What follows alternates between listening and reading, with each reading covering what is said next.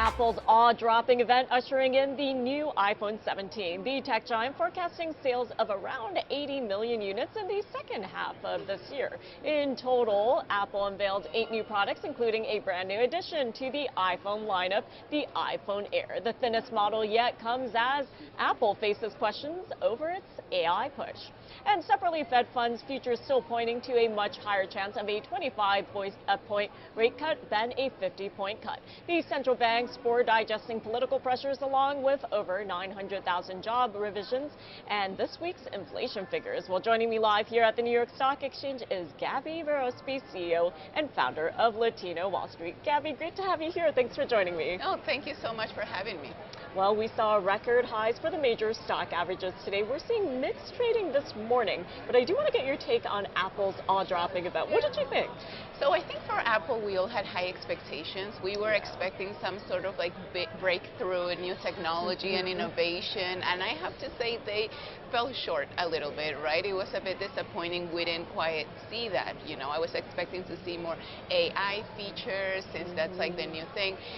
But I do have to say that the new AirPods, right, the AirPods Pro that are going to have that translation feature live, I have to say that's the one product that I think is going to have the most potential, because that is new and that is innovative and that is what investors are looking for. But everything else, this iPhone 17, like a new version, more of the same, just a little tweak here and there, I don't think that's what Apple needs. I think they need more innovation. Yeah, it's interesting you mentioned that, because the AirPods 3 live translation, that was something that I focused on as well. And you know, we're talking about AI and Apple's push, but I would have to say that with the AirPods, I think you and we could probably try it out, right? To see if it's effective 100%. And how accurate. Yeah. 100%, especially with my community. You know, we're a bilingual community, but some of my members prefer Spanish. I feel like that's like, it's going to be a game changer. Yeah, so we'll have to watch when it comes out. And of course, the countdown is on to the Fed Reserve meeting. Next Wednesday afternoon, we get that rate decision. And this morning, we got producer prices coming in much cooler than expected. So what are you expecting, of course, next week, but also beyond? Yeah, I think the producer price index was quite a surprise. I don't think anyone was expecting it for it to be much better than expected, but the CPI hasn't been very good. And right now, the main problem is the unemployment, right? We're having the labor market, you know, unemployment's going up. The labor market is much worse than we all thought because the data hasn't been accurate. So that gives a lot of uncertainty and volatility, of course.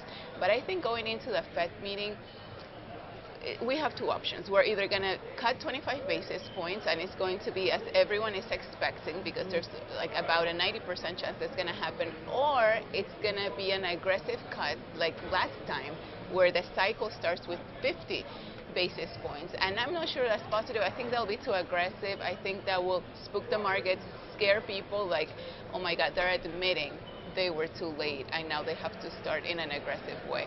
So hopefully we can start with 25 basis points and then build from there.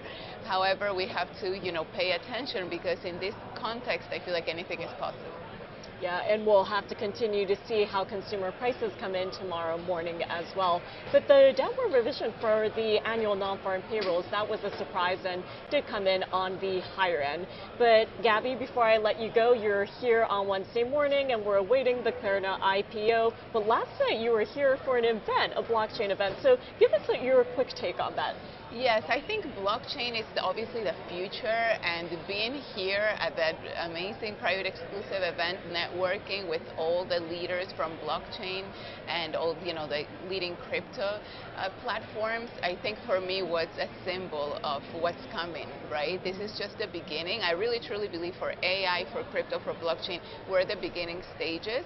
So the investment potential in those industries, it's hard to visualize now, because there's so much that's coming up. I heard about so many projects, so many different launches, so many new ideas, so much innovation, and I think that's where the money is. Well, we'll have to continue to keep our eyes on what happens in crypto and blockchain. As always, Gabby, great to have you here. Thank you so much. Thank you so much for joining me.